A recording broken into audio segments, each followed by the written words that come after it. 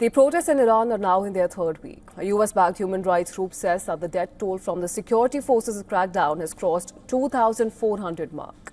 Iranian state television in a broadcast on Tuesday offered the first official acknowledgement of deaths in protests, quoting an official saying there was a high number of martyrs and that it did not release a death toll earlier because of the dead suffering gruesome injuries.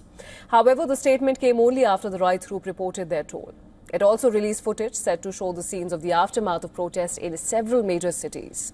The images depicted buildings on fire, burnt vehicles and a damaged bank.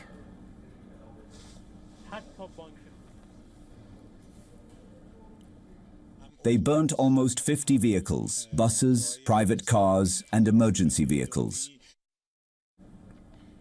US President Donald Trump, in a post on Truth Social, urged people to continue protesting and called on them to take over government institutions, assuring that help was on the way. And when asked what he meant by help was on its way, Trump declined to clarify. The US President also said that nobody has been able to give him an accurate number for how many protesters have been killed in the recent demonstrations.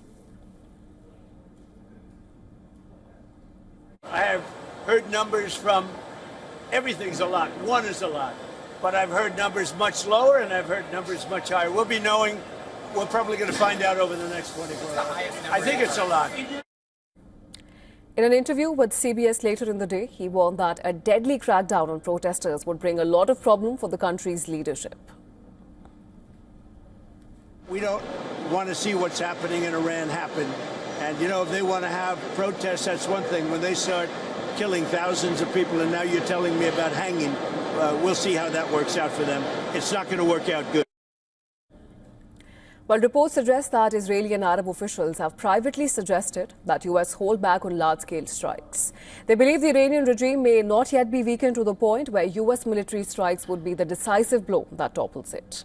There are also reports doing the rounds that Trump's envoy, Steve Witkoff, has secretly met with the son of Iran's ousted Shah, Reza Pahlavi, to discuss the protests. As ambiguity prevails over US's next action, Iran's UN ambassador, Amir Saeid Iravani, has written to the UN Security Council.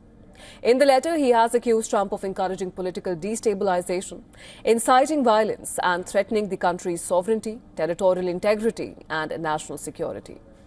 The letter said that the US, along with Israel, bore direct and undeniable legal responsibility for the loss of innocent civilian lives, particularly among the youth. Now, UGC images posted on social media showed dozens of bodies lying at the Forensic Diagnostic Center of Tehran province, Karizak, as grieving relatives search for their loved ones.